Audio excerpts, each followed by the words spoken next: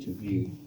So bantshela uzona get educated plus people then ngafisa ukuthi ngahlala la ukuthi ngamisa njani. I'm very well prepared to help her in all systems. Uzonisa abantu ulakhuma ngabo labo ba ayozidlela ngisonga yimi.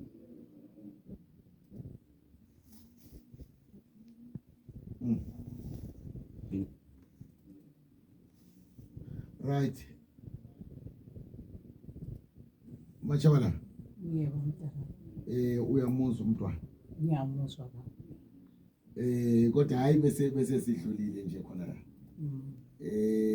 Ake senze kanje. Mina umqabuko Machabala la. Yebo. Wayengumuntu otheni. Wayelalelwa ngitsho nangabantwana. Benabo 14 years. Isizwe sinyakaze sihlanye sithi sibizile umdala siyakhona. Umunye umuntu wayengixoxela sithi noma babe ngaba nenkani njani. Kodwa khuza kuphela umqabuko. Yonke into yayihliphole ukuthi hayi umdala usekhuluma. Wongumdala le. Wayengumuntu otheni manje bala. Mina ngokumazi kwami sibili. Wayengubaba olesithunzi esikhulu, engubaba ohloniphekayo, engubaba olalelwayo kakhulu. Wayevele egqoka ubukhosi.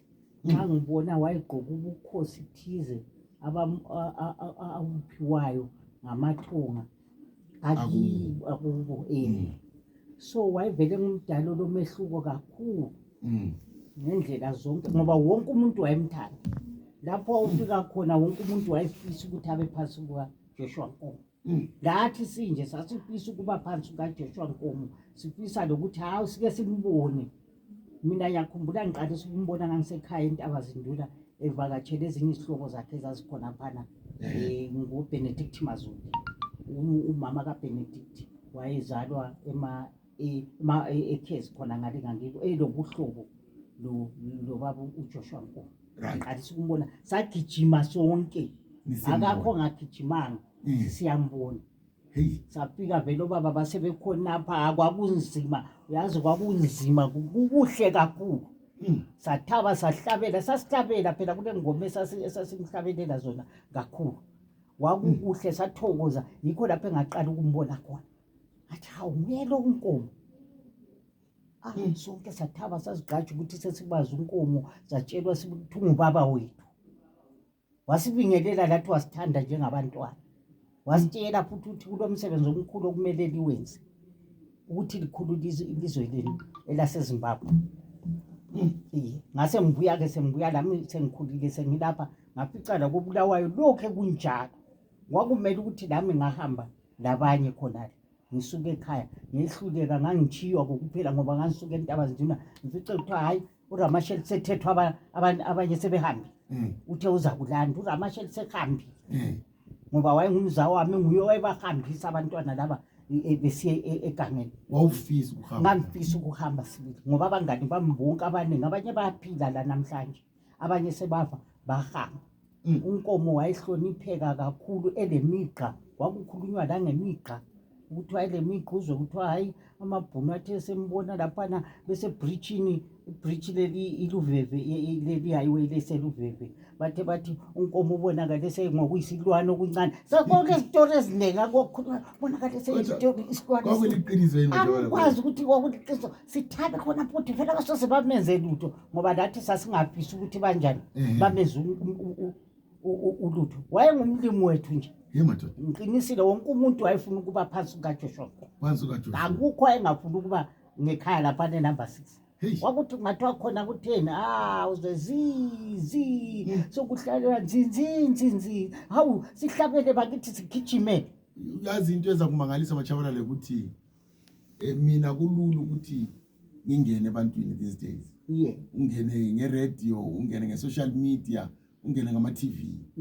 yena wayengene njani ezinhliziyweni zabantu bengamazi wayefika njani emakhorokhoro khona ngalo uNkomo uthole behlanya abantu ngoNkomo phansi egula likabili etsholotho kubobhinga khona le date wayifika njani? Wakusetshenzwa wakungalula kwakulaba kumele ukuhambisa yona le information befundisa abantu bebafundisa ngomdala kwakulabo khomzaya kucela ukuhlatshelwe besifuna ukukhomanda kulabo bani kwakusetshenzwa ngendlela ukushesha phansi yena wayesithi unganyathela ilongwe elilomlilo abo ayishabo akusetshenzwa wayele strategy sakhe vele sokuthi impi iliwa njani kulabantu ababehamba ababezimisele besiyahambisa wonke umlayezo befundisa abantu lokuthi uzaba khona endaweni enje abonakala sibili bamdinge bona labo abendlebe ezikhanyila bamswele nje afihlakala sizwe yona leyani imigqaputhe kade ngiyo hayi kube nje kwabanje but uNcanti yini machabalela isenza ngene enhlizweni zabantu kalula kanjani? Mina ngibona ngazani vele waba lokukhethwa thize waba lokukhethwa thize ukuthi umuntu lo ngesikhathi esinje uzaba nje ancedise khonokho akwenzayo ukulwela isizwe esikhulula ngibona kulamathonga amhlabana ngoba ungananzelela konke okwenzakala kumzilikazi amashobana uyafanana nje into kamzilikazi kamachobane lobani lomqabu ngoba umqabuko laye ubambanisile abantu lo nkosi yethu umzilikazi yabambanisa izizwe lezizwe ama-unifier uvele ungakukhangela ukudingisisa uyakubona ukuthi kukhona okwakusuka lapha kuzokweqela kuye kwambona ukuthi lumdala engakwenza noma kungasasihambelana ndlela zethu ukuthi sibe yithi ngendlela yethu esasifuna ngayo kodwa iqiniso wenzakala angitsho la inkosi yabuya yakulungisa khona kuphela saqeda sathathelwa yibona laba abalendlela ezikhanyi la ngiyabona ukuthi kulo moya wasuka wahlala ukuthi nangu umfo kamqabo ngenze wona lwana umsebenzi wachiyelele emuva inkosi umzilikazi kamachobane ngoba lokho koku-unite abantu sibilo kokubambanisa abantu hayi umsebenzi wabo wawulula kwakuyinto yokuthi vele bayokonelisa umzilikazi wonelisa laye wonelisa wabatshela nje labantu kwesikhathi hayi unity accord ayisebenzi ngithi hayi wayengabatsheli i-unity accord leyani endaba ayikhulumayo lawo wayebatshela ngikhaye ukuthi babambane alibambananga likamadlakadlaka nanifundani ukuthi linjani abayizwisisi imeseji yona lana ayikhuluma ukuthi abantu kufuze babambane lakhathesi kuyadingakala ukuthi abantu bayilandelele babambane othi ngudlalele le ngoma machabalala ngubisele emuva kancane.